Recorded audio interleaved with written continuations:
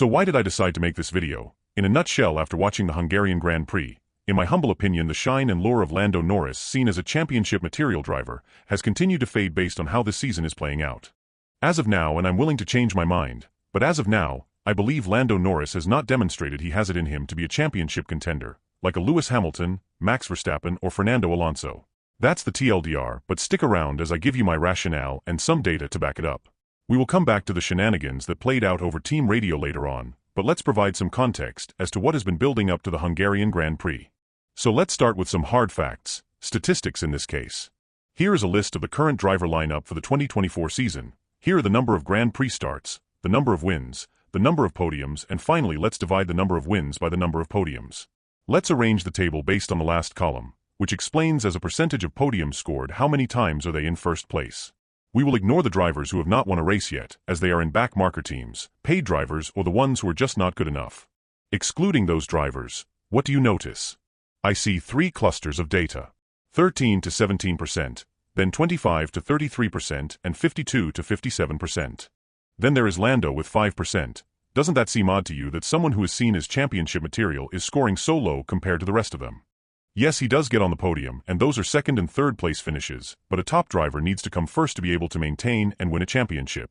Just have a look at Alonso, Verstappen, and Hamilton's high percentages. Another way to slice the data is to add another column, and we can take the number of races divided by the number of wins. You get a statistic that illustrates on average the number of races per win, so in Max Verstappen and Lewis Hamilton's case, they get a victory on average every 3.2 and 3.3 races respectively. Whereas Lando is toward the bottom end of the table with 117 races for a victory, and this is because he has only one win to his name. Lando has had the fastest car for a portion of this season, and probably the second fastest car for the second half of the 2023 season, and he has not fully capitalized on it. Here are some examples of the mistakes he has made that resulted in not winning the race. Races like Russia 2021, where he stayed out in the final laps when it started to rain heavily. Austria 2024, where he had the faster car but was not able to get past Max Verstappen, and them coming together ended his race. One could argue that Lando Norris had a chance to win at the Canadian Grand Prix in 2024. He was nip and tuck with Max Verstappen. After the pit stop from intermediates to the slicks, there was a lot of sliding out as he rejoined the track, which lost him the lead of the race. When Lando does everything right in qualifying and puts it on pole like he did in Hungary 2024, he then loses the lead at the end of lap 1. Here are 4 other races where he did the same thing as illustrated by this Autosport tweet. I bring up all these incidents because there are folks like Pierre Gasly and Esteban Ocon who have won in what were midfield cars and have taken advantage of an opportunity and got a win. Prime Daniel Ricciardo had 7 wins to his name driving for Red Bull during the Mercedes dominance era between 2014 and 2018, when he didn't have the fastest car. With all the opportunities Lando has had over the years, I think he is underperforming the machinery he has been given. I will admit that Lando has beaten his teammate over the past season and a half. Whilst they are tied with 1 Grand Prix win apiece, but Lando has many more second and third places. I think that is understandable as Lando is more experienced, having been in Formula 1 for 5.5 seasons in total, compared to Oscar's 1.5 seasons. But what's interesting is if you include the sprint races, Oscar has won 2 races compared to Lando's 1. Let's talk about Hungary 2024. McLaren pitted Lando before Oscar, who was P1, in order to cover Hamilton so the team could secure 1 and 2. However, in the process Lando undercut Oscar and had taken P1 away from Oscar, when it is known the driver in front always get first pick on pit strategy. Lando pitted in lap 46 with 24 laps remaining in the race. His race engineer had to keep reminding him to give the position back to Oscar. Each time he came onto the radio it got more and more intense. Here are some of the radio messages. Lando, mate, we're not happy with this level of tyre saving. 20 laps to go. Save the tyres in turn 4 and turn 11 then, please.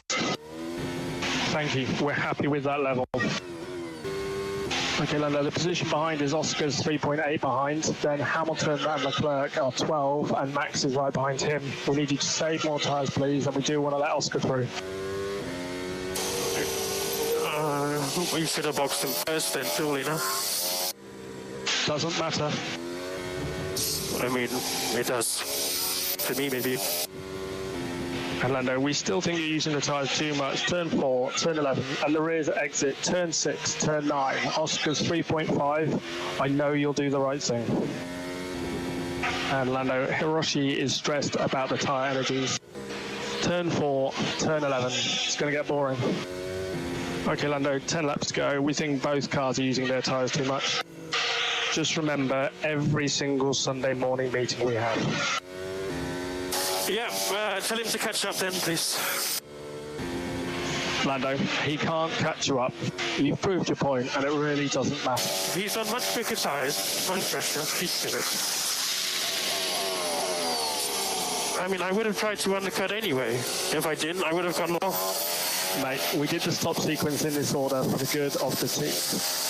I'm fighting for a championship.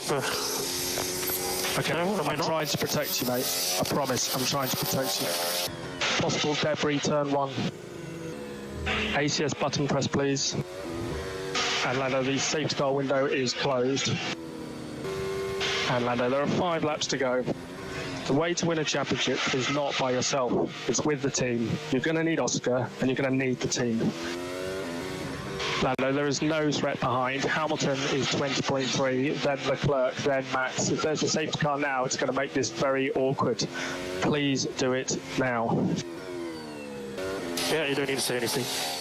I don't understand why he didn't let Oscar go through and then battled him for P1 for the remaining laps of the race. But doing what he did was absolutely a lose-lose situation. He didn't win the race, and he probably pissed off a lot of people in McLaren due to the uncertainty of not taking the orders. The way to win a championship is not by yourself, it's with the team. You're going to need Oscar, and you're going to need the team. So if there's a safety car now, it's going to make this very awkward. Please do it now. So I thought he looked childish by not taking the instructions from his race engineer. He was putting his needs above the team and was willing to accept a win when it was not based on merit but based on gaining an unfair advantage due to team orders. So instead of Formula One fans celebrating McLaren's dominant first 1-2 on merit and Oscar's first win, it was overshadowed by all the team radio drama. I think any sensible team principal saw a different side of Lando Norris during that race, and I think this could be a hindrance on signing him in the future, a bit like Esteban Ocon will probably never sign with a top team after his on-track antics. Now, having seen how his career has panned out so far, which is based on statistics, I am not surprised that he turned down the offer to race with Red Bull, despite them having the dominant car. So at some point we have to ask ourselves the question, is Lando Norris worth all the hype? And is he championship material? I certainly know my answer, but he has the rest of 2024 to prove naysayers like me wrong. I'll happily give him his flowers if he dominates the rest of the 2024 season. Anyways, don't forget to like and subscribe. L Formula out.